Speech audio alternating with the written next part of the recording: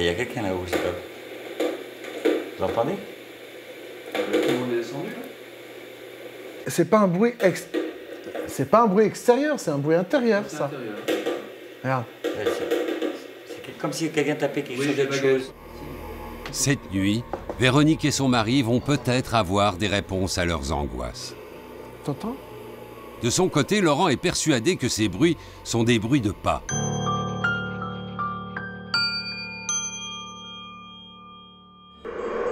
Ils se disent médiums ou spirites. Ils disent communiquer avec les morts. Certains seraient capables de prendre en photo le visage des fantômes. D'autres pourraient écouter et discuter avec les revenants. C'est une voix d'enfant qui nous dit bonjour. Certains seraient même capables de faire apparaître des entités paranormales venues du monde des esprits. Vous voyez là, au niveau de taille, elle est extrêmement petite. Qui sont ces hommes et ces femmes qui parlent avec l'au-delà? Quelles sont leurs techniques et leurs étranges pouvoirs? Peuvent-ils réellement parler avec les morts? Sans qu'on les appelle, les morts viennent hanter les vivants. Des fantômes parfois bienveillants, souvent effrayants, qui transforment la vie de certaines personnes en cauchemar. Quand je l'ai vu, j'en avais la chair de poule. J'ai dit, mais qu'est-ce que c'est que ce truc? Mais qu'est-ce que c'est que ça? Comment se débarrasser de ces spectres, ces esprits frappeurs, autant de phénomènes inexpliqués qui précipitent parfois les vivants dans la folie? Nous allons partir à la rencontre de spécialistes, de médiums, de chasseurs de fantômes. Et il y a quelqu'un là-haut, c'est pas... Vous entendez? Pour percer les mystères de l'au-delà, ouvrons les dossiers surnaturels.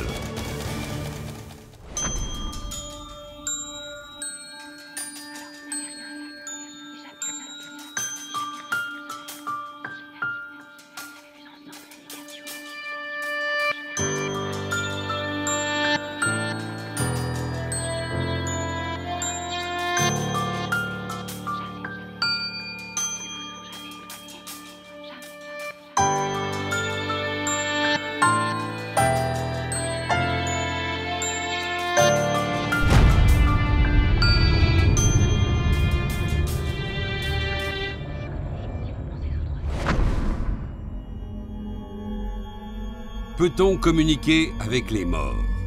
Et d'une manière générale, les esprits existent-ils vraiment? Et si c'est le cas, pourquoi viendraient-ils tourmenter les vivants?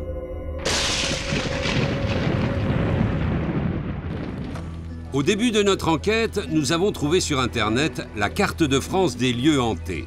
Des cimetières, des abbayes, mais aussi des carrefours routiers ou encore de vieux cinémas.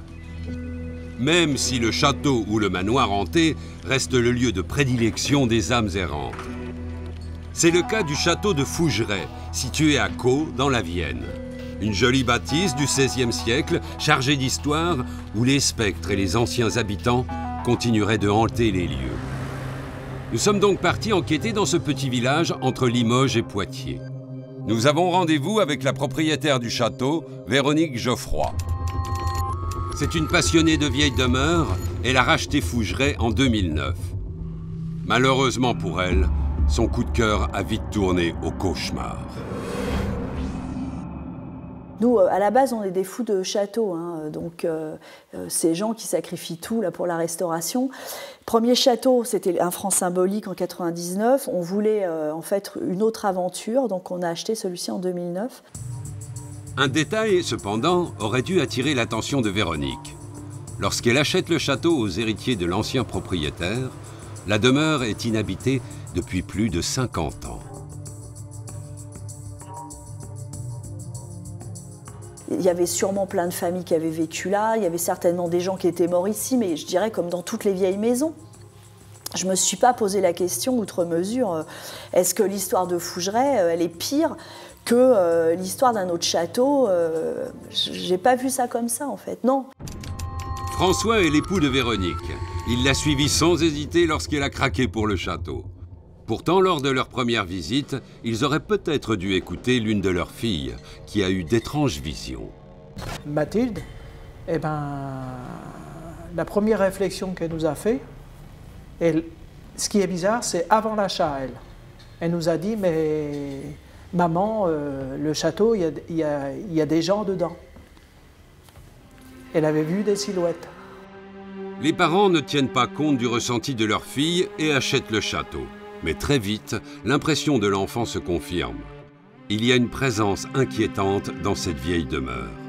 Cette fois, c'est Véronique elle-même qui va en faire l'expérience.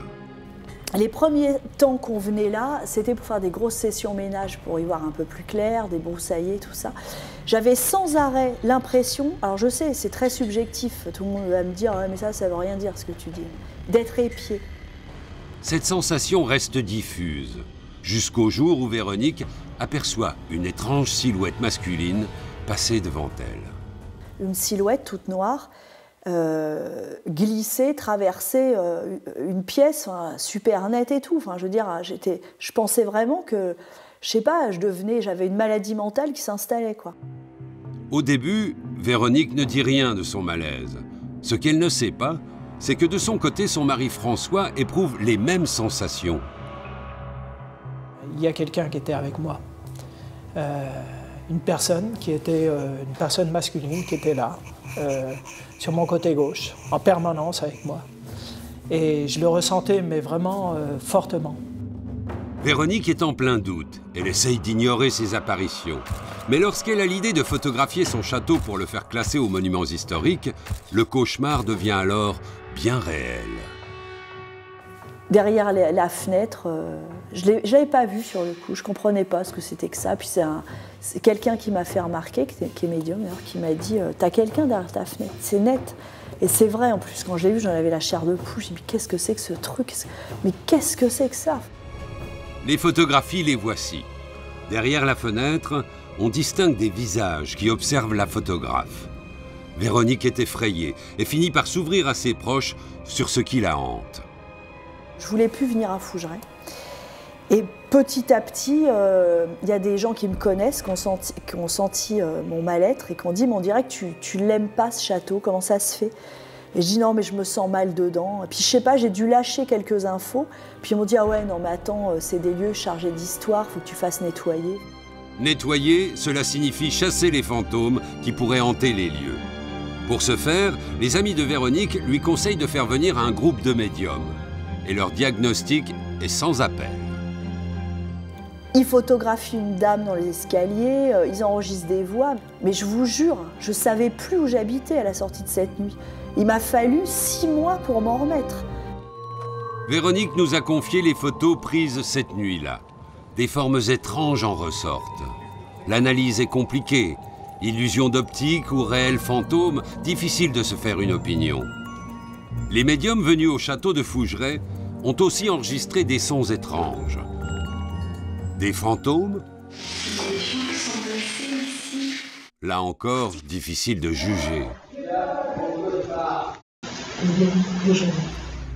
Mais si ces photos et ces enregistrements sont bien ceux d'esprits errants, d'où viennent-ils? Qui sont-ils? Et pourquoi hantent-ils ce château? Après la visite des médiums, Véronique décide de se pencher un peu plus sur l'histoire de Fougeray. Elle contacte les archives départementales, les descendants d'anciens propriétaires, les historiens locaux, et ce qu'elle découvre lui glace le sang. Je me suis rendu compte qu'il y avait quelque chose de cyclique, il y a quelque chose qui revient sans arrêt ici. C'est assez étrange en fait. C'est-à-dire qu'il y a une famille, enfin tout se passe bien, ça grimpe, l'ambiance, tout, ça marche, pas de problème. Et d'un seul coup, il y a un drame. Enfin un drame, une tragédie plutôt. Et là, ça casse tout, et clac, c'est revendu. En remontant la trace des différents propriétaires de Fougeray, une histoire va particulièrement bouleverser Véronique. Celle d'Alice, une jeune femme de 25 ans décédée il y a près d'un siècle. Peu de temps après son mariage, Alice décède d'une maladie, des reins et début de tuberculose, enfin bon, sans antibiotiques ad hoc, voilà, elle décède. Et puis son corps est ramené là, puisqu'elle est veillée ici, enfin elle est enterrée d'ailleurs à Caux. Désespéré par le décès d'Alice, son père se met à jouer. Il finit couvert de dettes et perd le château familial dans la foulée. Ils s'endettent auprès de leurs meilleurs amis, et ben leurs meilleurs amis récupèrent Fougeray puisqu'ils ne peuvent pas rembourser. Et le cauchemar ne va pas s'arrêter là. Chose inimaginable, 1 an seulement après avoir acquis Fougeray, l'histoire a bien failli se répéter. En 2010, Violette, la fille aînée de Véronique et François, tombe brutalement malade.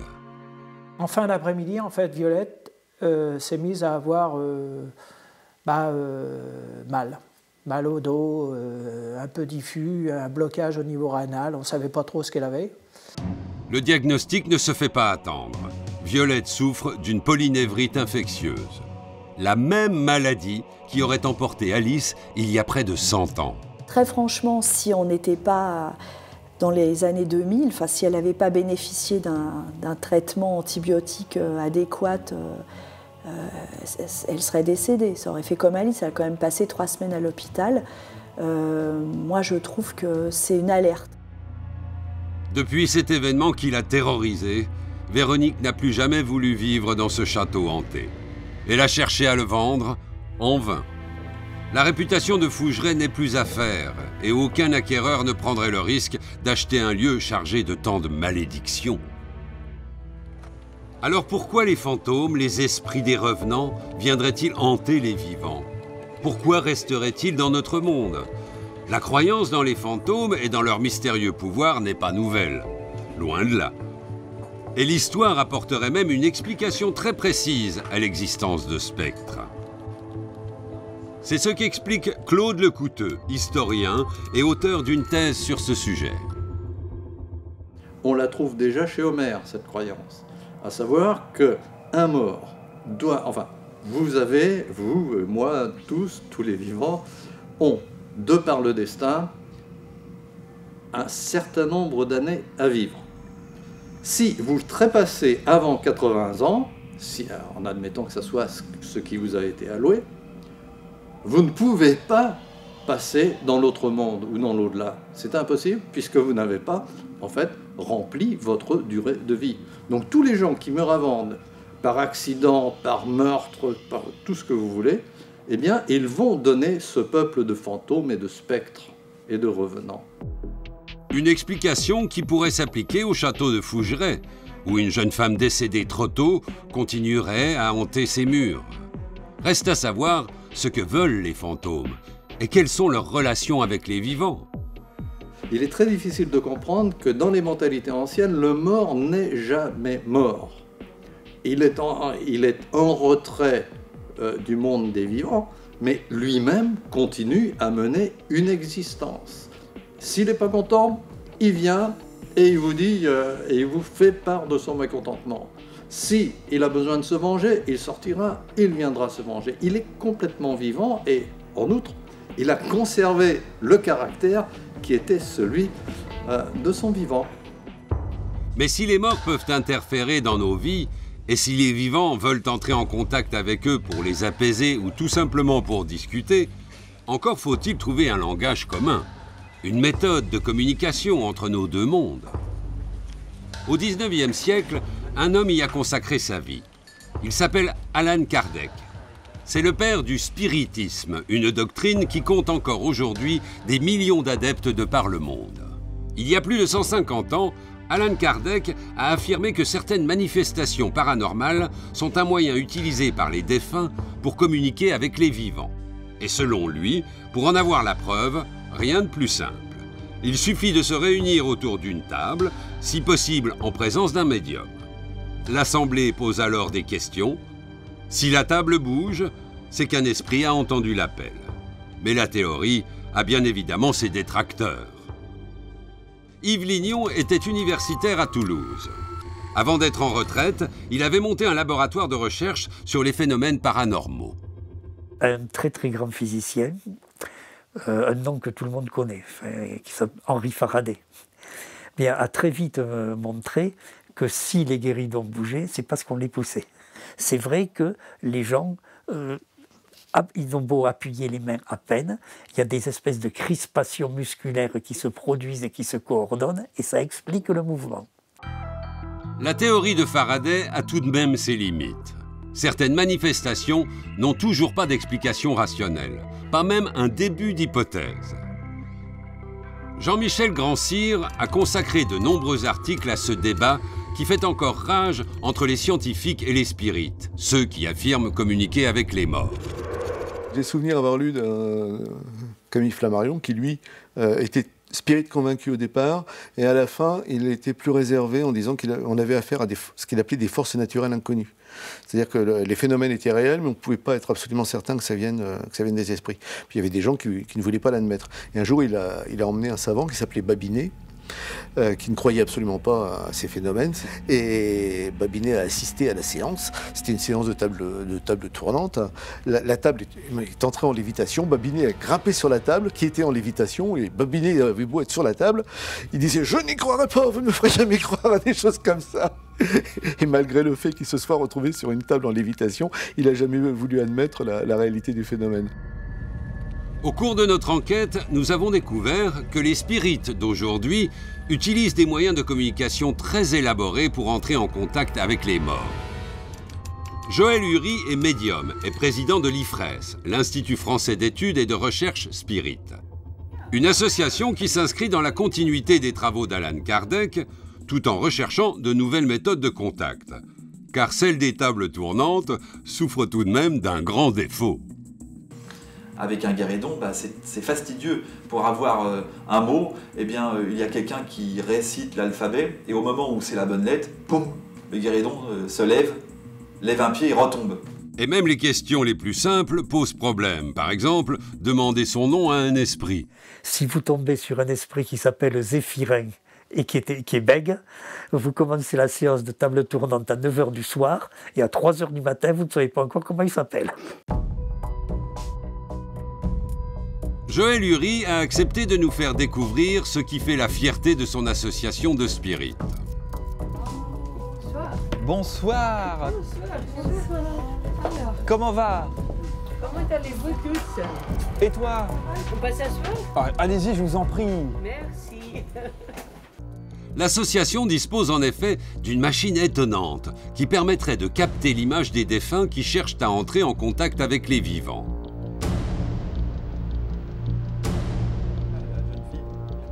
Cette cellule de contact, Joël l'a construite avec les moyens du bord. Ici, nous avons une parabole, donc une parabole polaire, c'est-à-dire que le foyer de la parabole est centré. Tout ce qui est en face de cette parabole, les sons, et même les lumières, puisque la parabole est blanche, est renvoyé sur le foyer, c'est-à-dire là où est assis l'expérimentateur. Dans cette pièce capitonnée se trouvent 2 caméras, un diffuseur de brume et un rétroprojecteur. Nous émettons une brume qui vient être éclairée par un rayon laser et filmée en 2 angles différents par 2 caméras. Après avoir fait entrer un volontaire, Joël bombarde la cabine de vapeur. La séance peut démarrer. Mais au préalable, il faut convoquer les esprits. Nous faisons appel à tous ceux qui sont disponibles autour de nous, toutes les entités qui seraient susceptibles de se manifester, de se faire reconnaître. Et puis nous prendrons ce qui vient, sans exiger, avec beaucoup d'humilité. Et puis, on espère que ça va fonctionner. Les caméras enregistrent la scène pendant 6 à 8 secondes. Et une fois l'expérimentateur sorti de la cellule de contact, il n'y a plus qu'à décortiquer la vidéo, image par image. Tu vois ? Ce soir, la pêche a été bonne. Durant l'expérience, les caméras ont enregistré ce qui pourrait être 2 visages et un chiffre. Donc moi, ça m'a paru assez intéressant. Donc je vous la montre. Qu'est-ce que vous voyez? Alors, on ne sait pas. En tout cas, pour pouvoir avoir ce genre de forme dans une brume qui apparaît sur une image, vous avez une chance sur 1 milliard, enfin à mon avis. Donc, qu'est-ce que c'est? Quand on zoome dessus, on voit bien une structure. Donc, voilà, qui ressemble. Donc, je sais pas. Quand j'enlève la luminosité entièrement, voilà. Donc, c'est pas terrible, mais ça a quand même le mérite d'être là. Donc, On dirait un vieux monsieur avec plus beaucoup de cheveux en haut, là, mais bon. Mais comment conçoit-on une machine pour visualiser les esprits? La réponse est à peine croyable. Les plans de la machine auraient été dictés par les esprits des morts eux-mêmes. En effet, certains détails techniques nécessaires à la bonne réalisation auraient été transmis par une méthode de spiritisme très étonnante. Joël Uri a accepté que nous assistions au même type d'expérience. Le groupe va entrer en contact avec des morts par une séance d'écriture automatique. Le principe est simple. Après les avoir appelés, le médium de la séance entre dans une sorte de transe. Moi, en fin de compte, je m'endors. C'est un état de conscience modifié ou un état alpha, ou un état océanique, comme certains aiment l'appeler. Je me plonge dans cet état-là, plus ou moins facilement, tout dépend de mon état physique, tout dépend de mon état émotionnel. Et au bout de soit 10 minutes ou des fois peut-être une demi-heure, tout dépend, là je m'endors et à ce moment-là intervient le phénomène de l'écriture.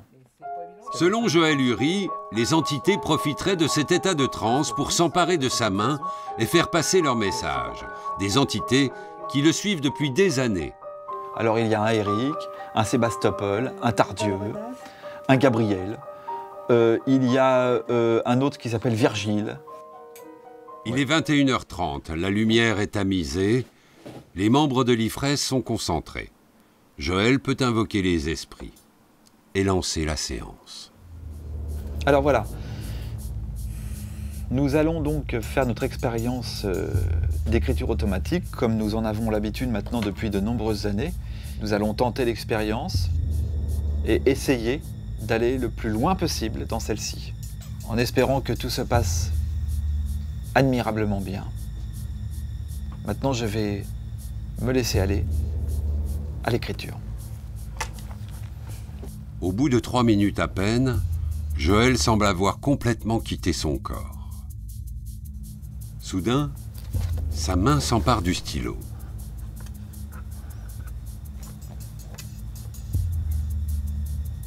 Il se met à écrire frénétiquement, sans que le médium n'ouvre une seule fois les yeux.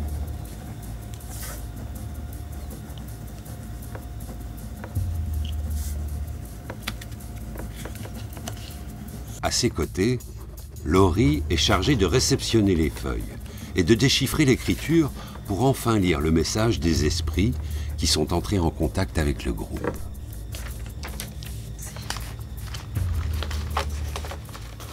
Mes amis, n'ayez pas peur de votre singularité. Les signes que nous vous envoyons pourront être décriés. Selon les membres de l'IFRES, c'est donc grâce à ces voix qu'ils ont pu construire la cellule de contact. Est-ce vraiment utile d'enregistrer les couleurs? Ce soir, les membres de l'IFRES veulent savoir s'ils peuvent utiliser des caméras noir et blanc pour leurs expériences. La question est relativement simple. En revanche, la réponse dictée par l'esprit l'est beaucoup moins. La couleur n'est visible la plupart du temps que par des procédés optiques spéciaux. Vos yeux ne perçoivent qu'une faible largeur du spectre de couleurs possibles dans l'univers. Ce seraient donc les esprits eux-mêmes qui délivreraient chaque semaine leurs instructions. Mais bien évidemment, tout comme la technique des tables tournantes, l'écriture automatique fait débat. Si vous pensez que c'est l'esprit, moi je respecte votre croyance comme si vous me disiez que vous croyez en Dieu. Mais scientifiquement, je ne vais pas dire que vous avez raison de croire à l'esprit. Les polémiques, Joël Uri en a l'habitude. Elles lui importent peu. Depuis 10 ans, il préfère perfectionner ses expériences. Eh bien, plus la technique de communication évolue, plus elle devient pointue, plus elle devient sensible, plus on reçoit des interventions du monde spirituel qui sont de plus en plus probantes. Pour l'heure, l'IFRES ne sait pas à qui appartiennent les visages et que signifient les chiffres captés grâce à la cellule de contact. Les sceptiques, en revanche, ont une théorie. Pour eux, il s'agit d'un phénomène appelé pareidolie. C'est ce qui fait que nous voyons des formes dans les nuages. C'est ce qui fait que, je ne sais pas si ça vous est arrivé, moi quand j'étais enfant, ma nounou me disait, regarde, dans la lune, il y a un monsieur qui porte une échelle sur son dos. On voit son image. C'est le fameux test des taches d'encre qui est utilisé en psychologie. Jean-Michel Grand-Cyr, lui, connaît bien les travaux de l'IFRES. Il suit leur progression depuis des années pour son magazine Parasciences. Et s'il s'y intéresse, ce n'est pas sans raison. À l'IFRES, il y a trop de visages trop nets, vraiment nets, pour pouvoir dire qu'on a affaire à de l'appareil de lit. Est-ce que ce sont des défunts qui apparaissent? Ça, c'est autre chose. À qui appartiennent ces visages? Pour le moment, les spirites du XXIe siècle ne le savent pas encore. Le fait d'utiliser des caméras ou des enregistreurs pour tenter de capter l'image et le son des esprits, cela s'appelle de la transcommunication instrumentale. Apparue dans les années 70, cette technique s'est popularisée avec l'apparition des premiers magnétophones grand public. La forme la plus connue de la transcommunication instrumentale passe par le son. Le spirit se concentre, lance un appel et laisse tourner l'enregistrement. Si les esprits sont bien présents, les voix d'outre-tombe s'impriment alors sur la bande. À quoi ressemble la voix des morts et surtout quel type de message adresse-t-il aux vivants? Nous avons réussi à retrouver un homme qui en a fait l'expérience de manière très étonnante. Ni médium ni spirit, Jean-Paul Sermonte est écrivain. Il a eu recours à la transcommunication après le décès de Pascal, sa fiancée, morte à 29 ans des suites d'un arrêt cardiaque. C'était épouvantable. Le cerveau refusait de croire. Et puis quand les pompiers sont arrivés et qu'ils ont dit mais il n'y a plus grand chose à faire, ils ont quand même essayé. Et puis ils sont venus, ils m'ont dit mais c'est vraiment fini.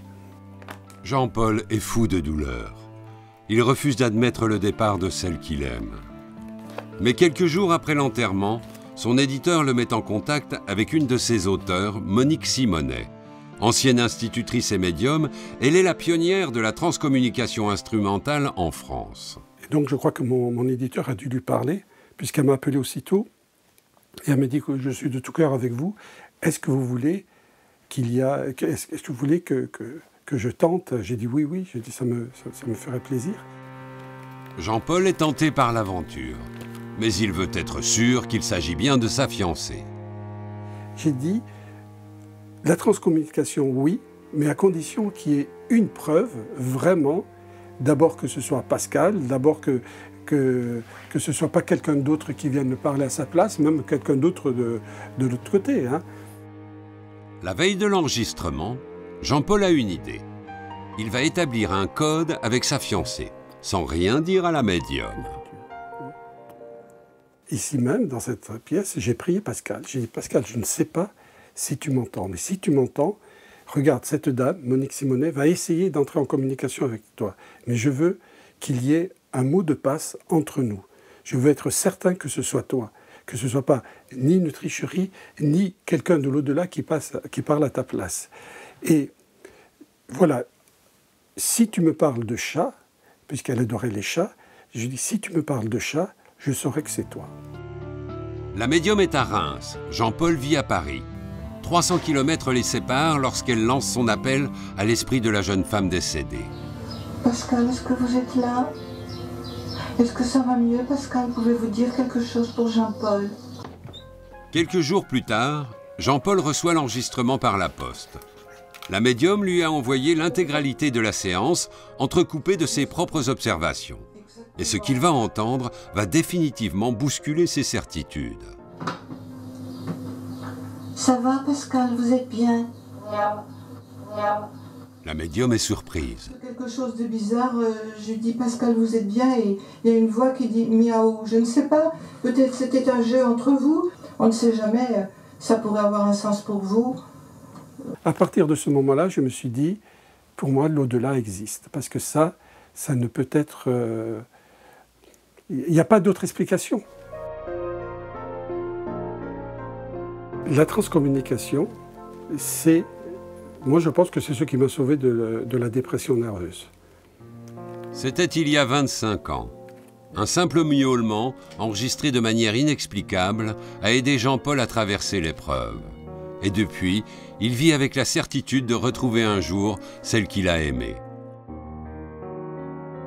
Contacter les morts, leur faire un signe dans l'au-delà, parvenir à leur parler, pouvoir écouter leur voix, pour ceux qui y croient, tout semble possible grâce à ces techniques de communication par enregistrement. L'une des vertus est d'ailleurs d'accompagner dans leur souffrance les personnes en deuil. Monique et Jean-Jacques Blanc-Garin l'ont bien compris. Ils dirigent l'association Infinitude, qui utilise la transcommunication instrumentale, ou TCI, pour accompagner les familles en deuil. Alors, l'aide aux personnes en deuil, ça veut dire le suivi, bien sûr, de ces personnes-là, et puis le réconfort qu'on peut leur apporter, mais surtout aussi la preuve que l'on pourrait leur apporter que la vie continue après et que leur être cher n'est pas complètement disparu. Et c'est là où nous utilisons la transcommunication instrumentale. Reconnus dans le milieu du spiritisme depuis 20 ans, Jacques et son épouse agissent totalement bénévolement auprès des personnes endeuillées. Ils ont accepté de nous faire écouter quelques-unes des paroles qui auraient été prononcées par des défunts et qu'ils ont recueillies.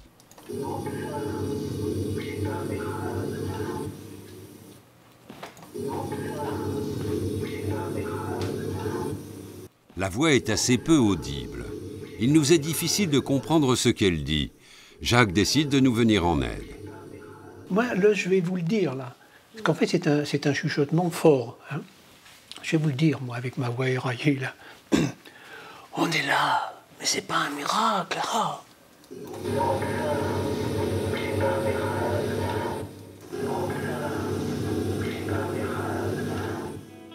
À force d'écouter l'enregistrement, on peut effectivement entendre cette phrase. Mais comment savoir si ce n'est pas une illusion auditive, ou tout simplement de l'auto-persuasion? C'est compliqué la transcommunication parce que quand les voix sont trop nettes, on va vous dire, bah oui, on a capté une radio, on a capté quelqu'un dans la pièce à côté qui parlait. Quand les voix sont pas assez nettes, on va dire, bah oui, des gens s'imaginent que c'est du paranormal, alors qu'en réalité, c'est de la mauvaise interprétation. Nous avons voulu savoir comment se déroulait une séance et dans quelles conditions les voix étaient capturées. Monique et Jacques ont accepté de nous en faire la démonstration. Nous avons un magnétophone ici, équipé d'une cassette audio et un micro associé ici. C'est suffisant comme matériel pour pratiquer de base la TCI. Jacques et Monique ont décidé d'appeler un esprit auquel ils ont souvent affaire lors de leurs séances, un certain Daniel.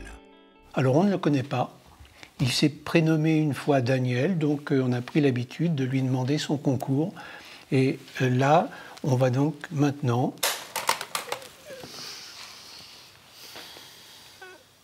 lui demander à Daniel, est-ce qu'il est présent avec nous? L'appel est lancé, l'enregistrement déclenché. Jacques provoque alors un étrange bruit de fond avec un crayon de papier. Ils ont besoin d'un bruit de fond. En fait, ils ont besoin de fréquences particulières, des fréquences qu'ils vont pouvoir manipuler pour générer leur message.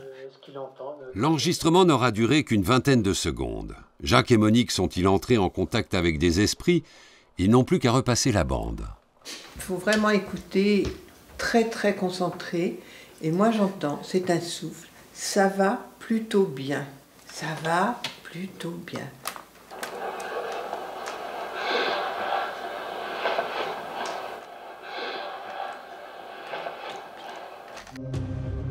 Cette fois encore, le résultat est à l'appréciation de chacun.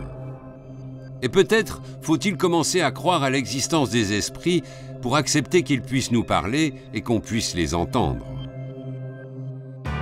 Mais certaines personnes, comme Véronique, n'ont pas choisi d'être en contact avec des spectres.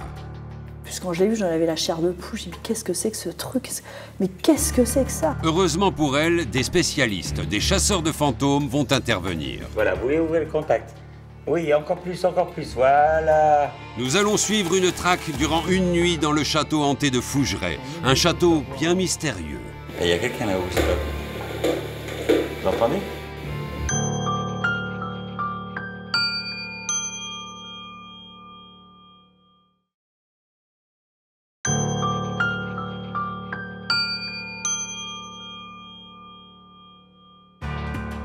Fantômes, spectres, qui sont ces entités de l'au-delà qui viennent parfois terroriser les vivants? Et pourquoi se montrent-ils? Depuis 150 ans, avec le spiritisme ou ce qu'on appelle la transcommunication instrumentale, on tente d'établir le contact avec les morts, pour apaiser les douleurs d'un deuil, comme pour bâtir des machines étranges qui permettraient de photographier des esprits. S'il y a ceux qui cherchent à communiquer à tout prix avec les morts, il y a aussi ceux qui s'en passeraient bien volontiers, car le monde des spectres peut s'avérer terrifiant. Au cours de notre enquête, nous avons découvert des fantômes très célèbres, comme celui de la Dame Blanche, un fantôme féminin qui aime se montrer aux vivants et que l'on retrouve à chaque époque, aux abords des châteaux ou marchant le long des routes. Qui a vraiment vu cette Dame Blanche? Est-ce un mythe? N'est-elle qu'une légende? Pascal Catala, psychologue et membre de l'Institut Métapsychique International, connaît bien le phénomène. Elle a dédié un chapitre entier aux Dames Blanches dans son ouvrage « Apparitions et maisons hantées ».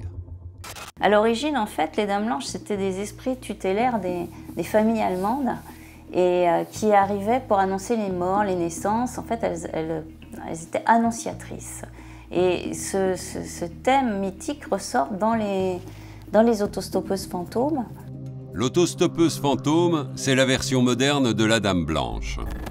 Dans les années 80, à Palavas, près de Montpellier, 4 jeunes gens âgés de 17 à 25 ans l'auraient aperçu en rentrant de la plage.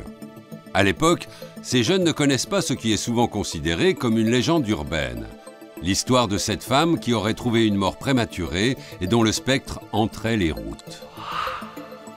Yves Lignon, spécialiste rationnel de l'étrange, s'est particulièrement intéressé à la Dame Blanche de Palavas, à cause d'un détail bien précis. Quand on va passer la journée sur la plage, on rentre tard. On rentre à la nuit tombée.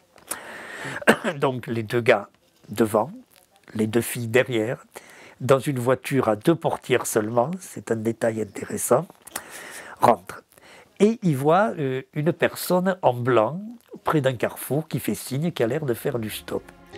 La voiture s'arrête juste avant ce pont pour faire monter l'autostoppeuse, une femme d'une 50aine d'années. Et c'est là qu'on rentre dans le bizarre. Parce que, pour toutes les histoires de ce type, quand après vous demandez aux gens, alors, une dame en blanc, mais qu'est-ce que ça veut dire? Elle était habillée en blanc, est-ce qu'elle portait un survêtement? Est-ce qu'elle portait une robe de mariée? Les témoins sont incapables de donner des détails vestimentaires. Ils vous disent qu'elle était en blanc. Selon le témoignage des jeunes gens, très vite, un climat de malaise se serait installé dans la voiture. Il faut dire que l'étrange passagère ne répond pas à leurs questions. Elle ne va rompre le silence que pour les mettre en garde. Attention. Et ce n'est pas tout. Quelques instants plus tard, un événement encore plus étrange frappe la voiture. Sitôt après, elle disparaît. Elle n'est plus dans la voiture. Et dans l'affaire de Montpellier, ce qui est intéressant, justement, c'est que c'est une voiture à 2 portières seulement. Difficile dans ces conditions de sauter de la voiture en marche sans que personne ne s'en aperçoive. Mais peut-on croire une telle histoire? Même Yves Lignon, souvent très sceptique, est persuadé que les jeunes gens ont dit vrai. Ce qui la rend crédible, c'est qu'ils se sont précipités au commissariat. Parce que s'il y a une profession dans la Terre et même ailleurs, dans laquelle on n'aime pas être victime de mauvaises blagues, c'est vraiment la police. En général, quand on voit des gens arriver qui sont complètement paniqués, que leur histoire se tient, les témoignages se corroborent, on peut penser qu'il y a eu quand même quelque chose d'objectif à la base. Leur témoignage semble d'autant plus crédible que ces jeunes gens n'avaient aucune raison de mentir. Leur motivation ne semble pas non plus être l'argent ou la recherche de notoriété. Ils en ont parlé eux-mêmes, les témoins, à leur entourage, mais pas plus. Et donc il y a eu un petit effet tache d'huile, mais vraiment pas énorme. Et quand la presse est arrivée, ils ont dit non. Nous avons tenté de retrouver les protagonistes de cette étrange histoire. Mais après l'affaire, ils se seraient murés dans le silence. Mais nous avons retrouvé un homme qui a parlé de ce récit avec les jeunes gens. Vincent Melgozo était étudiant en psychologie à l'époque et collaborait aux recherches d'Yves Lignon. C'est dans ce cadre qu'il a rencontré 2 des 4 passagers. Elle a disparu.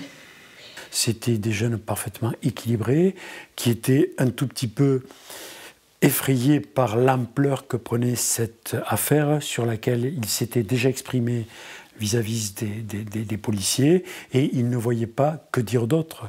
En fait, ils pensaient pouvoir, à travers un entretien avec des personnes qui étaient habituées de ce type d'événement, pouvoir trouver une explication.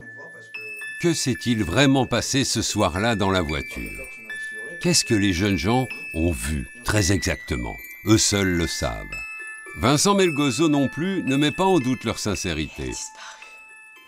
Quand une personne en recherche de reconnaissance affabule, elle monte un scénario qui, à bien des égards, est excessif.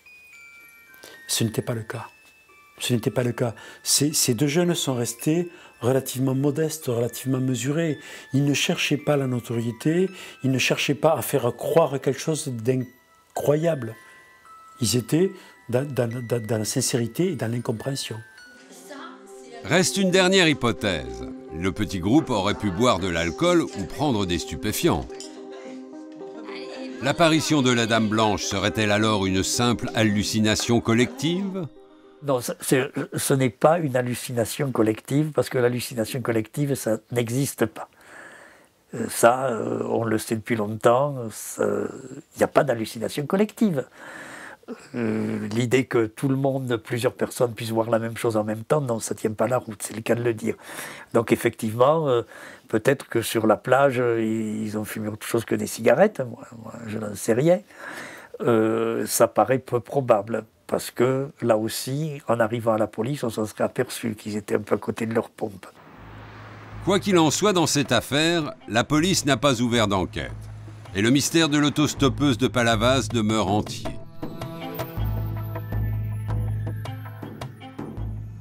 Comme nous l'avons constaté durant notre enquête, de nombreuses personnes cherchent à résoudre ce genre de mystère. Des associations, des groupes de chasseurs de fantômes mènent des enquêtes très poussées. Nous avons contacté l'un d'entre eux. Rendez-vous à Mont-Saint-Martin, en Lorraine.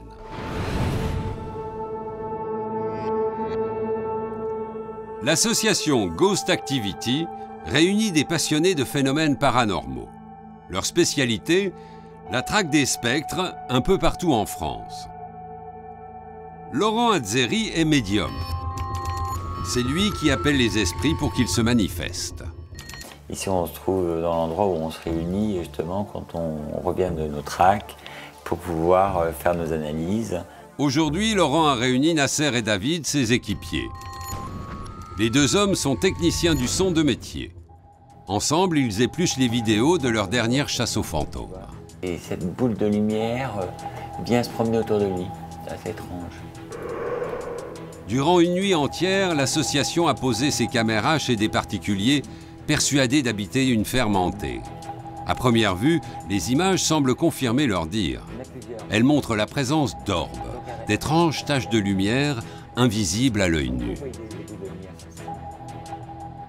Et nous, à ce moment-là, on appelle ces orbes pour voir s'ils sont un peu intelligents. Et on leur demande de venir nous rejoindre. Donc Michel va se mettre face au lit, tu vois. On a cette boule de lumière qui vient autour de nous. Quelle est la nature de ces orbes? Impossible de le savoir et visiblement, il ne s'agit pas d'insectes. On avait quand même, pour faire un petit rappel, gazé la pièce pour pas qu'il y ait d'insectes, avec une bombe anti-mouche. Reste l'explication la plus plausible, à savoir de simples particules de poussière. Mais Laurent le médium a une autre théorie. Après agrandissement, ces boules de lumière renfermeraient de mystérieux visages. Le nez, la bouche, les yeux. Les yeux comme ça, là. Un visage ou une illusion d'optique? Impossible de le savoir. Mais l'équipe a autre chose à nous montrer, ou plutôt à nous faire entendre. Ah oui, j'ai une voix d'enfant qui est assez intéressante là, que je voudrais vous faire écouter.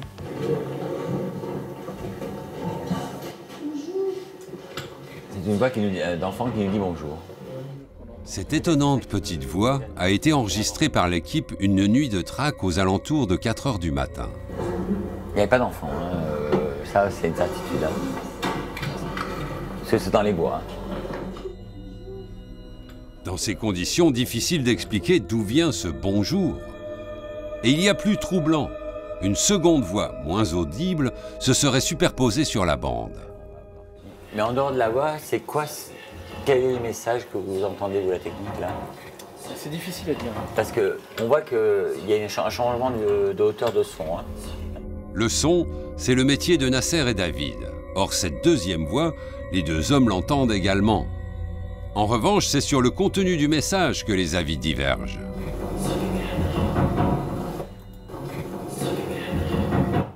Moi, je dirais plus si quelqu'un m'entend.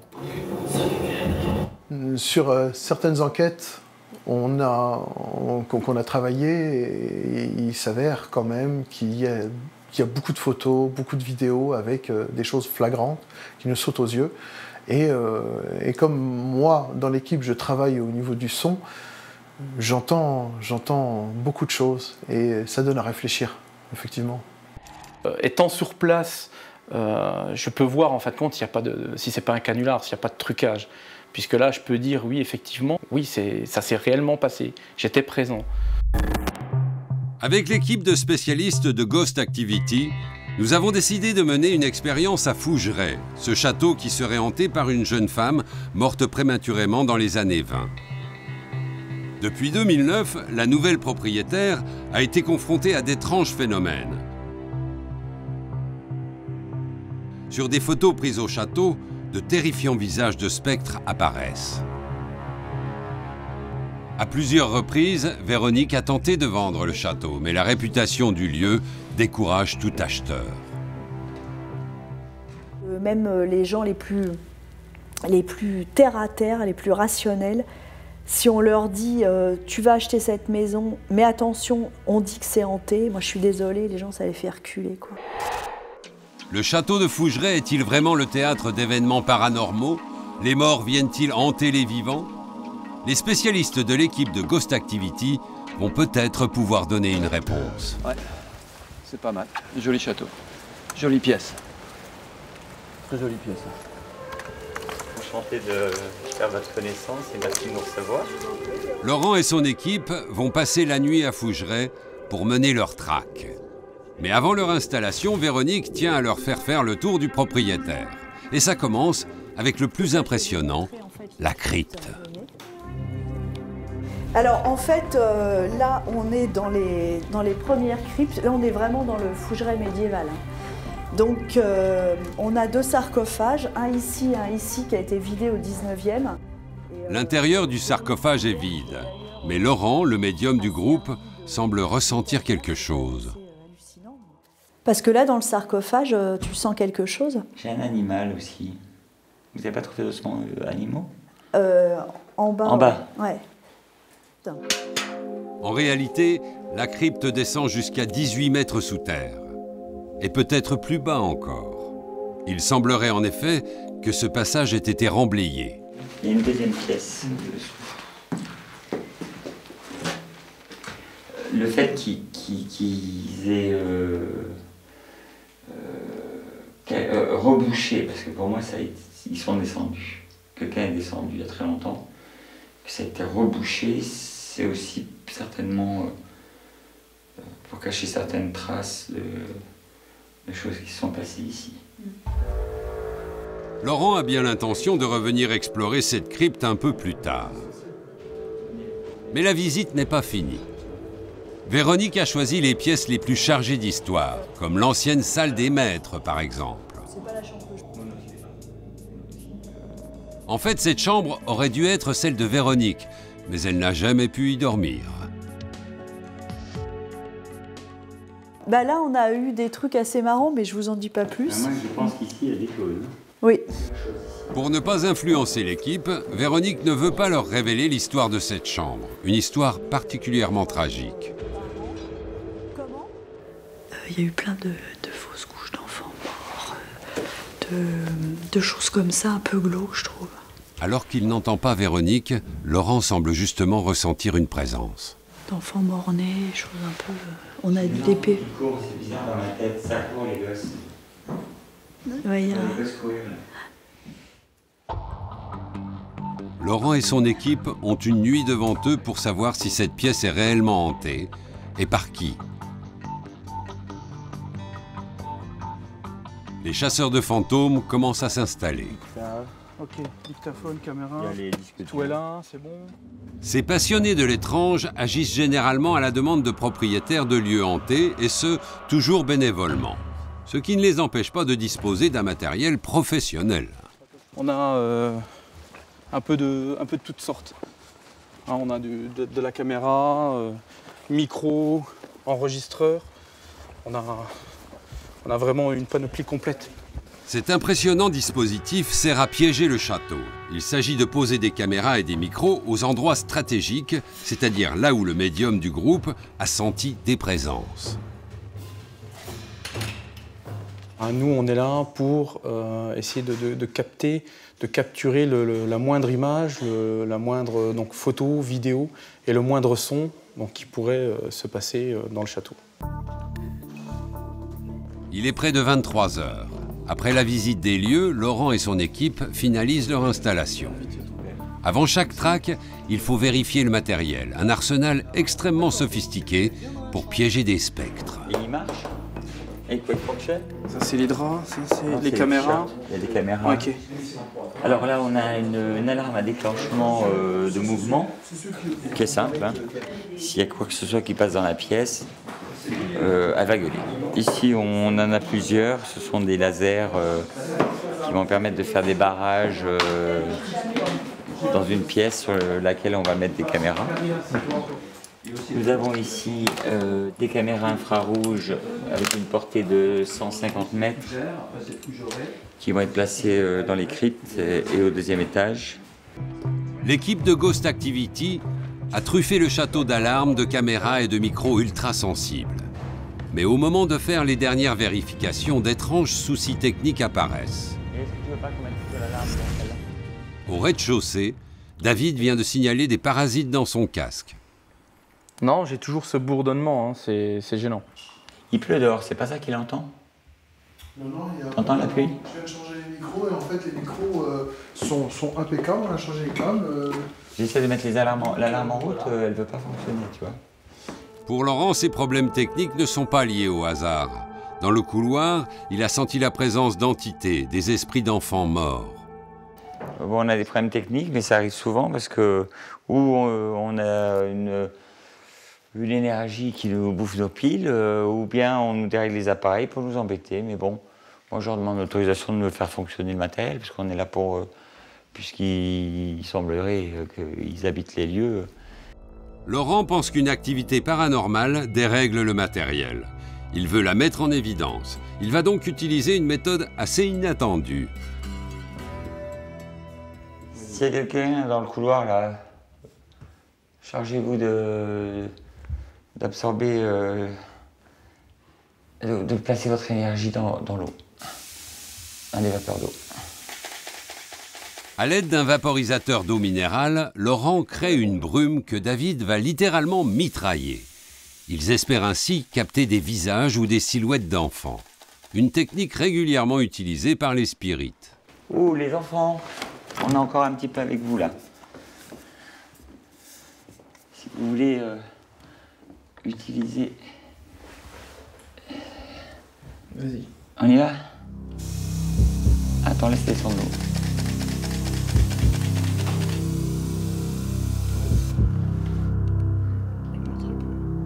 Faut voir sur le grand écran après. On a fait une petite séquence vidéo pour voir si effectivement dans cette vapeur d'eau on a quelque chose qui apparaît. On va donc fouiller. Si on arrive à fixer quelque chose, donc voilà, on va donc fouiller cette brume d'eau. Cette brume d'eau qui était donc alimentée par une lampe infrarouge. Mais pour l'heure, Laurent et David n'ont pas le temps d'éplucher les photos. L'installation n'est pas finie. Il faut encore équiper la crypte avec un téléviseur et une caméra. On la mettra en route et comme il y aura, on va dire, de la neige qui va apparaître uniquement sur la télé, voir s'il y a un visage ou des choses qui se passent donc, sur cet écran. On va laisser une caméra en fixe dessus. Ce que veut faire David, c'est une version vidéo de la transcommunication instrumentale. La caméra va filmer en continu la neige sur l'écran. Au terme de la track, l'équipe devra décortiquer la cassette image par image. Si quelqu'un se trouve ici, qu'il utilise la télévision pour nous faire un signe. Hein. Allez, go. On va éteindre les lumières et laisser tourner la machine. Il est minuit. Le dispositif est enfin en place. Laurent et une partie de l'équipe réalisent des enregistrements à l'étage, pendant qu'au rez-de-chaussée, Nasser récupère les images et les sons. Manifeste-toi. Je suis en train de regarder éventuellement toutes les images qu'on a récupérées tout à l'heure, notamment les vidéos. Et par la même occasion, eh bien, je reste à l'écoute de tout ce qui se passe dans les pièces que l'on a piégées avec les micros. L'équipe n'aura pas à attendre bien longtemps. À peine installés, les micros du premier étage enregistrent d'étranges craquements. Il y a quelqu'un qui joue là-haut. Écoute. Non mais il y a quelqu'un là-haut. Il y a quelqu'un là-haut, c'est top. Vous entendez? Tout le monde est descendu là? C'est pas un bruit c'est pas un bruit extérieur, c'est un bruit intérieur, ça. Regarde. C'est comme si quelqu'un tapait quelque chose. Cette nuit, Véronique et son mari vont peut-être avoir des réponses à leurs angoisses. T'entends? De son côté, Laurent est persuadé que ces bruits sont des bruits de pas. Mais pour en avoir la certitude, il veut leur avis. Vous allez entendre vraiment... C'est au fond, vraiment loin, on entend un...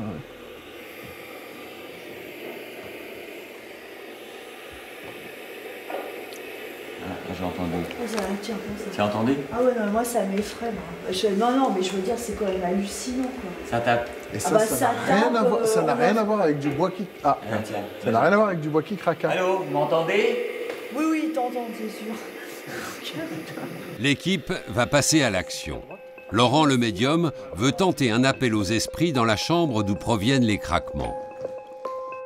Ouais, K2, on va le laisser poser ici. Allez, hop.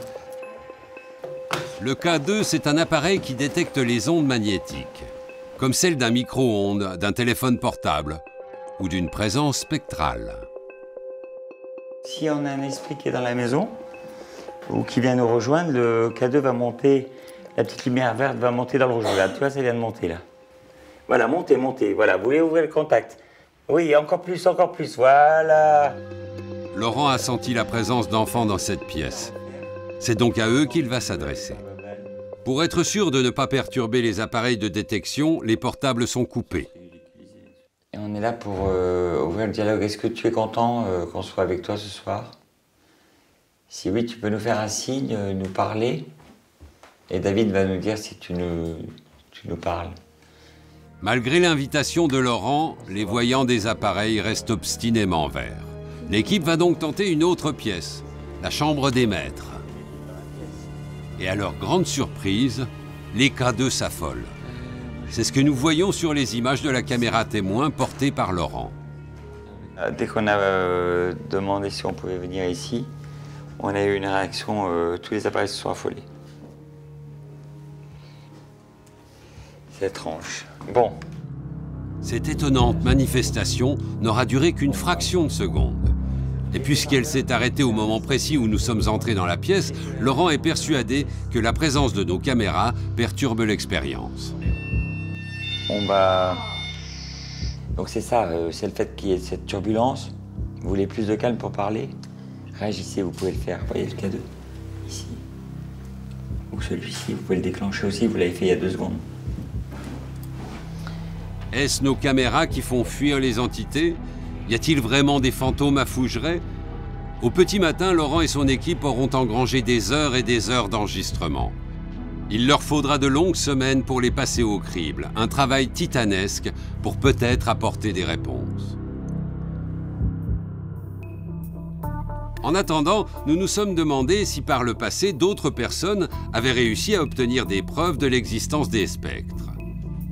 Des fantômes, des ectoplasmes, Internet en regorge. Seulement, on sait aujourd'hui que la plupart des photos ont été grossièrement truquées. Pourtant, une expérience a attiré notre attention. Elle a été tentée à Paris, il y a près d'un siècle, avec un médium polonais très impressionnant. Pour en savoir plus, nous nous sommes rendus à Paris, où existe une fondation très sérieuse réunissant chercheurs et psychologues autour du paranormal.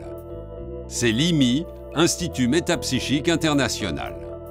L'Institut a été créé en 1919 par des scientifiques de renom. Ils vont se pencher sur la dernière toccade des salons parisiens, les phénomènes spirites, très en vogue après la guerre. Mario Varvoglis est chercheur en sciences cognitives. Il est président de l'IMI depuis 10 ans. La mission, quelque part, c'était de faire des investigations, de faire des recherches sur les phénomènes associés au spiritisme, mais sans forcément avoir les croyances ou les convictions qui sont associées. Deux illustres scientifiques de l'IMI, Gelé et Richet, ont entendu parler d'un homme hors du commun. Le Polonais Franek Kluski, un médium qui aurait déjà été capable de faire apparaître des esprits. Ils l'ont invité à Paris et ils ont mis en place un protocole, inspiré des protocoles précédents, enfin qui étaient déjà en place, mais ils l'ont perfectionné. Et ce qui les intéressait, c'était de produire un objet qui donnait en soi preuve de l'existence d'un phénomène paranormal.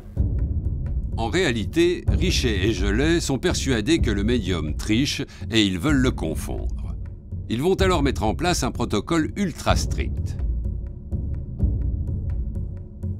Dans une pièce tamisée, les deux savants réunissent le médium, des volontaires et un huissier.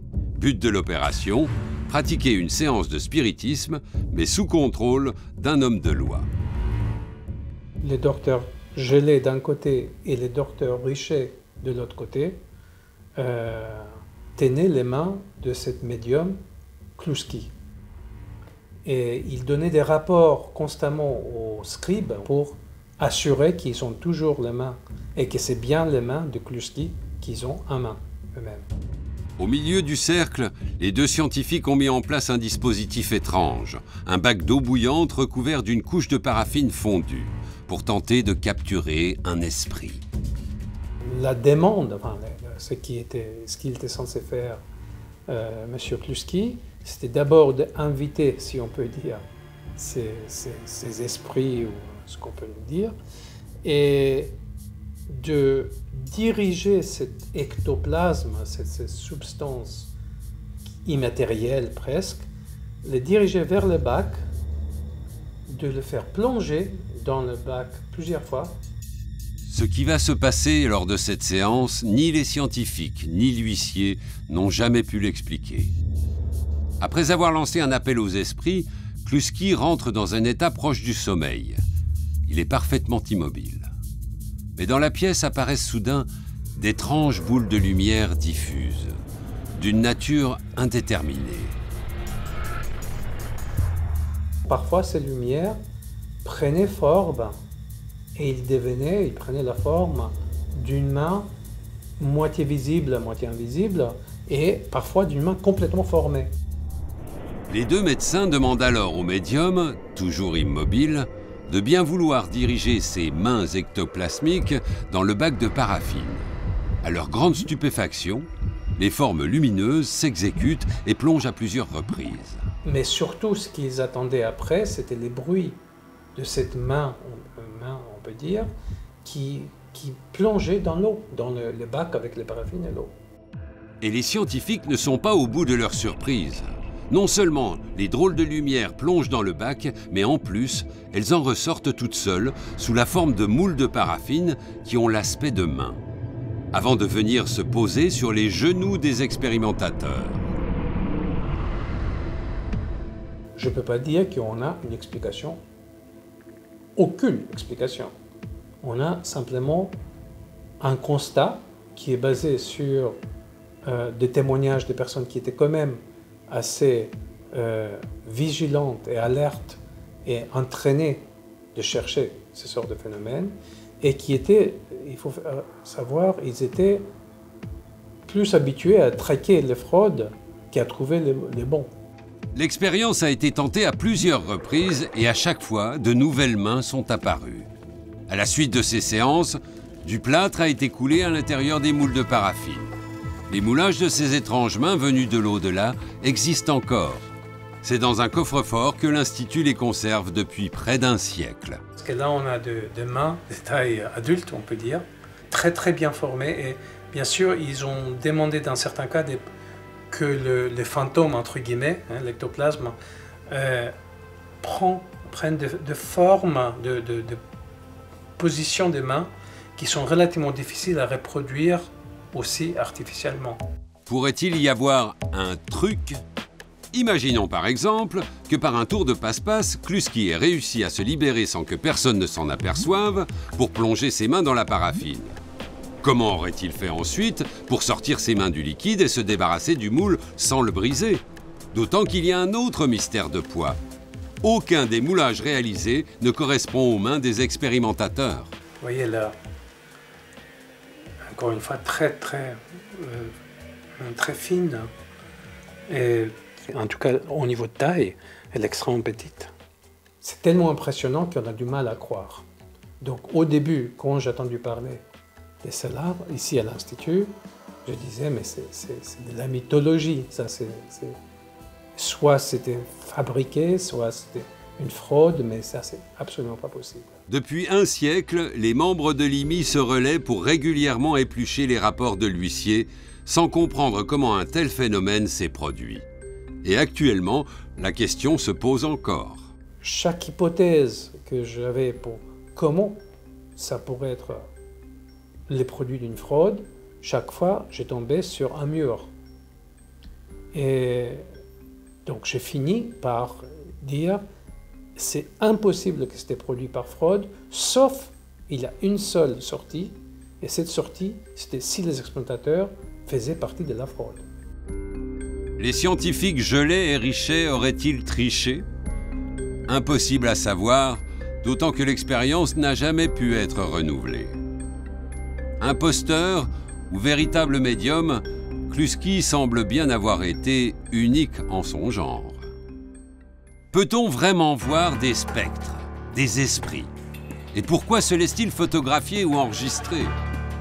Après leur chasse aux fantômes au château de Fougeray, les spécialistes du paranormal vont enfin nous donner les résultats de leur traque. Sur les rafales de photos, effectivement, on a quelque chose d'assez étrange. Et nous allons également découvrir que ces phénomènes étranges et terrifiants ont parfois une explication très étonnante de simplicité. Pour moi, c'est inexpliqué. J'aimerais bien qu'on me l'explique.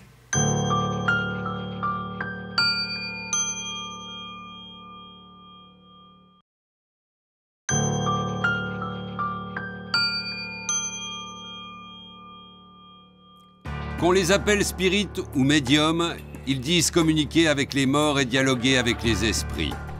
Mais comment peuvent-ils être sûrs que ces signes paranormaux leur sont bien adressés par des fantômes? Comment expliquer ces phénomènes étranges qui parfois terrifient les vivants? 3 semaines ont passé après la traque des fantômes du château de Fougeray. L'équipe de Ghost Activity a fini d'éplucher les 12 heures d'enregistrement vidéo et audio pris sur place. Ils nous proposent de découvrir le résultat. Souvenez-vous, ce soir-là, l'équipe avait entendu des bruits de pas à l'étage supérieur du château alors que tout le monde était en bas. Un phénomène étrange et dont l'explication n'a pas été simple à trouver. Donc on a cherché pendant des heures et des heures d'où pouvaient venir ces bruits. Est-ce que c'était un spectre qui courait dans le couloir ou est-ce que c'était simplement quelque chose d'explicable? Et là, on a découvert, et on peut le voir ici, donc, hein, au-dessus de nous, cette bassine qui était là pour recevoir l'eau qui coulait du toit. Effectivement, quand il pleuvait, on avait des gouttes à gouttes. Exactement. Et des fois même une succession de gouttes qui fait penser... qui nous laisse penser effectivement que... Avec, bon, étant donné que la pièce n'est pas forcément remplie d'objets qui absorbent le son, du coup il y a une certaine résonance qui parcourt le couloir et ça donne l'impression d'entendre quelqu'un qui court. Donc pour vous... C'est pas un bruit extérieur, c'est un bruit intérieur, ça. Regarde. C'est comme si quelqu'un tapait quelque chose d'autre chose. Si une simple infiltration d'eau suffit à semer le trouble, on pourrait penser que le château n'est tout simplement pas hanté. Mais cette nuit-là, l'équipe a pris des centaines et des centaines de photos. Selon Laurent, certaines d'entre elles révèlent une présence paranormale. Sur les rafales de photos, effectivement, on a quelque chose d'assez étrange. Si j'agrandis, comme on peut le voir, donc ici on a une forme un peu bizarre qui apparaît, et une deuxième qui est plus légère à ce niveau-là. Pour obtenir ce cliché, Laurent avait bombardé de la vapeur d'eau dans le couloir. Des visages apparaîtraient dans ce nuage de gouttelettes en suspension. Comme à chaque fois, si certains y croient, pour d'autres, c'est un simple effet d'optique. En revanche, à l'extérieur du château, l'équipe aurait capturé un autre visage. Un peu plus net cette fois, et sans aucune intervention préalable. Ça, c'était à 4 h du matin. On était avec David, avec Fred, le caméraman. On a fait le tour du château. Et comme on peut le voir ici à la fenêtre, on a un visage.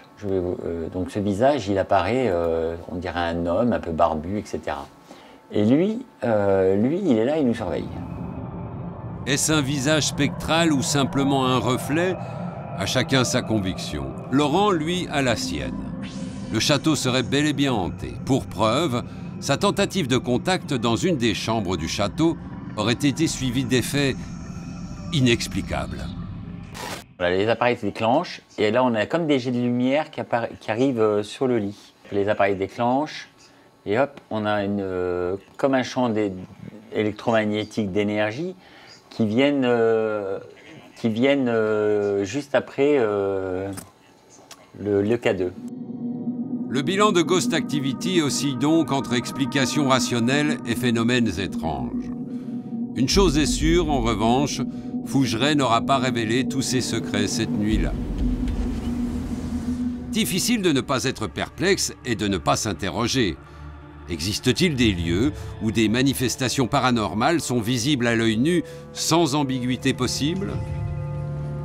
De retour à la rédaction, nous avons cherché s'il existait au moins un cas en France. La réponse vient de notre spécialiste Yves Lignon. Il y a une quarantaine d'années, il a travaillé sur une affaire troublante. Quand j'ai eu connaissance du dossier, c'était en 1976 et les phénomènes dataient de 3 ans. Et ce dossier, il avait avant tout été constitué par la brigade de gendarmerie locale. Et dans cette affaire-là, la brigade de gendarmerie a fait un travail d'une qualité scientifique exceptionnelle. Nous sommes en 1973, à quelques kilomètres de Nevers, dans la Nièvre. La Machine est alors une petite ville minière sans histoire. Mais au mois de novembre de cette même année, un événement incroyable va mobiliser les effectifs de la gendarmerie locale. Dans cette commune, il existe encore des maisons ouvrières, qui sont des maisons de plein pied et qu'on a divisées en 2 appartements. Il y a une cloison donc, qui sépare 2 appartements, l'un à droite, l'autre à gauche. Et dans cette cloison, on entendait des coups. Très vite, la rumeur commence à circuler en ville.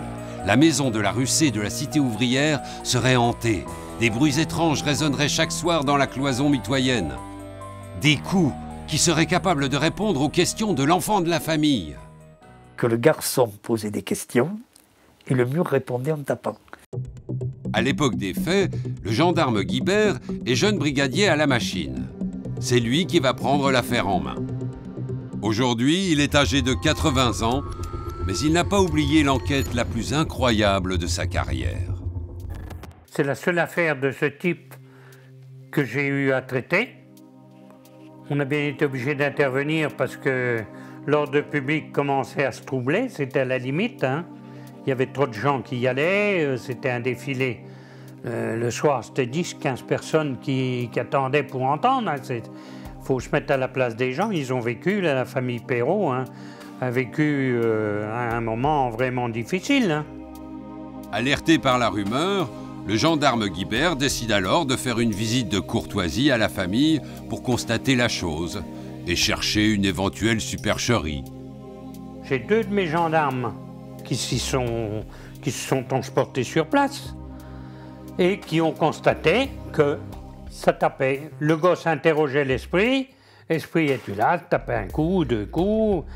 Les gendarmes ont vérifié, pas de branchement, pas de magnétophone, rien du tout. Ils ont vérifié de la cave au grenier. Un gendarme dans la chambre des parents, juste séparé par cette petite cloison. Un dans la chambre du gamin, et le gamin dans son lit. Désemparé par le phénomène, le jeune brigadier a alors l'idée d'enregistrer les séances de questions-réponses avec le mur. 20 ans plus tard, il a conservé précieusement les enregistrements. Alors ça, c'est le gamin. Esprit, es-tu là? Si t'es là, tape 2 coups. Est-ce que tu m'aimes? Si oui, tape 1 coup. Est-ce que les gendarmes sont ici? Oui. Si c'est oui, tape 1 coup. Est-ce que tu as peur des gendarmes? Si oui, tape 2 coups.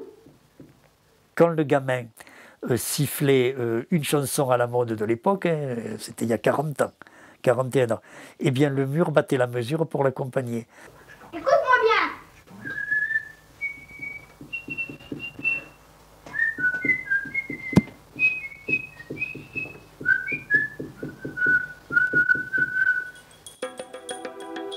Les enquêteurs finissent par se rendre à l'évidence, non seulement il n'y a aucun trucage, mais en plus, le mur semble doué de clairvoyance. Pour tester cet esprit frappeur, le gendarme Guibert va même essayer de le piéger. J'ai posé diverses questions sur ma famille, sur le nombre d'enfants que j'avais, avec la précision du sexe, et donc j'ai eu des réponses exactes. Le nombre de gendarmes qu'il y avait à la gendarmerie de la Machine. Et ça a tapé 6 coups. En principe, nous étions 4 à la brigade depuis déjà un certain temps, et nous étions 6 depuis le matin même, parce que j'avais reçu un renfort de 2 gendarmes mobiles de la brigade de Decize depuis le matin. Donc ça a tapé 6 coups. Personne ne savait que nous étions 6 ce jour-là. Comment un simple mur de briques peut-il avoir cette information? Encore aujourd'hui, le gendarme Guibert s'interroge. D'autant que cet étrange dialogue ne durera que très peu de temps. Après un mois de tapage, le mur se taira définitivement, sans laisser aux enquêteurs le temps de percer le mystère. Du côté des parapsychologues, en revanche, ce type de phénomène est bien connu. Les Allemands lui ont même donné un nom, Poltergeist, ce qui signifie « esprit frappeur ». Ce sont des phénomènes, des mouvements d'objets pouvant aller jusqu'à des coups dans le mur. Donc je prends mouvement d'objet au sens très large. Parce qu'a priori, s'il y a des coups dans le mur, c'est qu'il y a quelque chose qui frappe. Pouvant aller jusqu'à ces bombardements de cailloux, je prends mouvement d'objet très large dans l'autre sens. Et qui se produisent dans des conditions qui déroutent la physique. C'est surtout des mouvements d'objets, des objets qui se déplacent tout seuls, qui peuvent avoir des trajectoires complètement ahurissantes, en zigzag, se tourner à angle droit dans un couloir, des pots de fleurs qui volent dans la pièce. Bon. Difficile d'imaginer que des objets puissent se mouvoir seuls dans une pièce. Et pourtant, le cas le plus impressionnant de Poltergeist, c'est à Arc-Vatripon, en Belgique, que nous l'avons trouvé. En 1993, cette maison, située à quelques kilomètres du village, va devenir le théâtre d'événements qui vont défrayer la chronique et déchaîner la presse. Michel van Bockenstael est président du CERPI, le Centre d'études et de recherche des phénomènes inexpliqués en Belgique. Il s'apprête à publier un ouvrage sur les événements d'Arc-Vatripon, le résultat de plusieurs années d'enquête. C'est une petite maison donc rurale, on va dire, donc perdue au milieu des champs, avec une famille sans histoire. Mais à partir du 5 janvier 1993 se déroulent des événements tout à fait extraordinaires. Ce soir-là, les meubles et les objets vont commencer à se déplacer seuls. La maison semble habitée par une présence terrifiante. En fait, les habitants appellent les forces de l'ordre vers 22h30, 22h45, mais donc les phénomènes avaient déjà eu lieu auparavant, et même déjà certains jours qui précédaient. Mais il y a eu un crescendo, c'est-à-dire donc que les phénomènes devenaient de plus en plus importants, et au moment où ils appellent les forces de l'ordre, ils sont vraiment dépassés par les événements. Au cours de ses recherches, Michel van Boekenstael a retrouvé certains protagonistes de l'époque, et notamment l'ancien gendarme qui était de permanence ce soir-là. Michel Baguet est aujourd'hui à la retraite, mais il se souvient encore de chaque détail de la nuit du 5 au 6 janvier 1993. On nous a appelés donc, du dispatching pour nous demander de nous rendre dans une maison où les gens se plaignaient de déplacements de mobilier, d'objets qui tombaient par terre. Donc, un collègue et moi, on s'est regardé, on a rigolé et puis on s'est demandé dans quelle galère on allait débarquer, quoi. Leur tour de garde est presque terminé, mais Philippe Baguet et son collègue décident tout de même de passer voir les propriétaires de la maison. Il est 23h. Les deux hommes frappent à la porte et remarquent un détail amusant. Un petit détail, c'est que le monsieur nous reçoit avec un casque de contremaître là, en plastique. Donc le collègue et moi, on se regarde et on dit c'est encore plus grave qu'on le pensait, quoi, dans le sens la plaisanterie continue. Dans la maison vivent un couple de septuagénaires, leur fille et le petit ami de cette dernière. Mais ce qui retient l'attention du gendarme de prime abord, c'est l'incroyable désordre qui règne dans chaque pièce.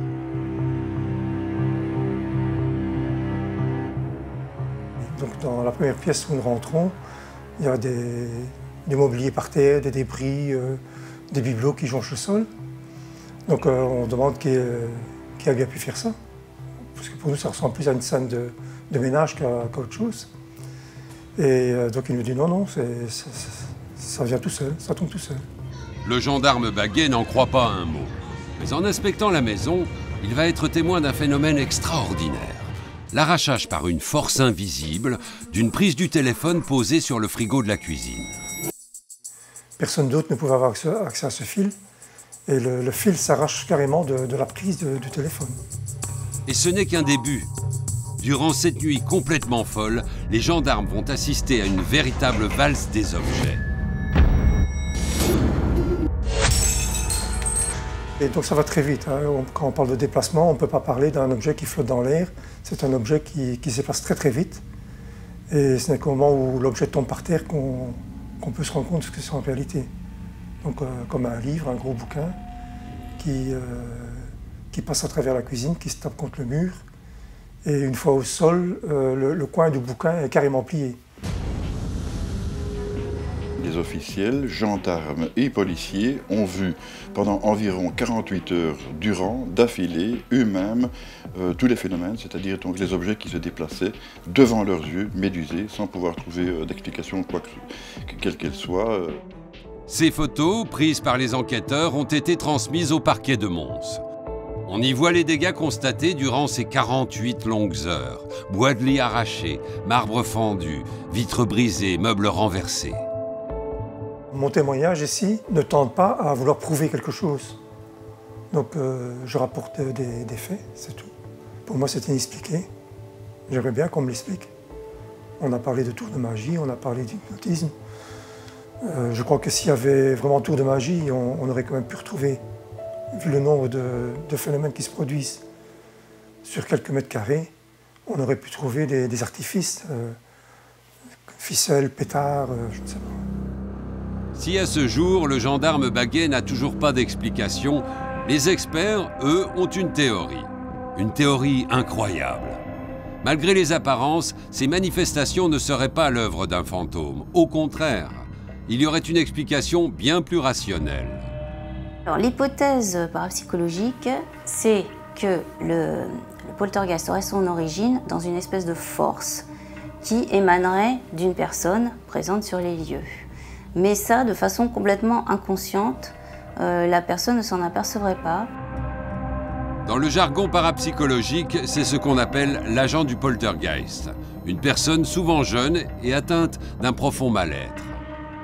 Disons qu'elle aurait une certaine tension psychologique, vraiment de gros problèmes, mais au lieu d'avoir une réaction psychosomatique normale, habituelle, disons, avoir un lumbago ou, je ne sais pas, un ulcère d'estomac, eh bien, elle extérioriserait donc tout ce malaise sur les objets de la maison. Dans l'affaire d'Arc-Vatripon, l'attention des experts s'est assez rapidement portée sur un jeune homme. Éric, le petit ami d'une des filles de la famille. À l'époque des faits, il avait tout juste 24 ans et le profil parfait de l'agent du poltergeist. Il est originaire de la région de Braine-le-Comte. Il est également croyant mais pas pratiquant. Il est surtout soupçonné d'avoir participé à des séances de spiritisme et 4 ans avant les faits, il a été victime d'un grave accident de la circulation duquel s'en est suivi donc un traumatisme crânien avec probablement trépanation. Selon les rapports d'enquête, les phénomènes auraient en effet commencé un mois après l'arrivée d'Éric au sein de la famille. À l'époque, le jeune homme est au chômage et en rupture avec ses proches. C'est pourquoi les parents de sa fiancée l'avaient recueilli. Il a été adopté par cette famille dans un esprit, je dirais, de charité chrétienne. Mais visiblement, le jeune garçon et sa petite amie ont bien du mal à vivre leur histoire dans la famille de la jeune fille. Des gens aux mœurs très traditionnelles. De ce côté-là, on arrive dans un sujet assez complexe, parce qu'on peut très bien imaginer que ces gens d'un certain âge, et donc très pieux, n'aient pas accepté certaines choses. La cohabitation, d'accord. Paradoxalement, de pouvoir se trouver dans le même lit, mais peut-être, c'est une hypothèse, l'interdiction d'avoir des relations sexuelles avant le mariage. Ce qui, dans ce cas, supposerait un supplice de Tantale et une épée de Damoclès. Le malaise du jeune garçon et une profonde frustration sont peut-être à l'origine de phénomènes que même les enquêteurs n'ont pas pu expliquer.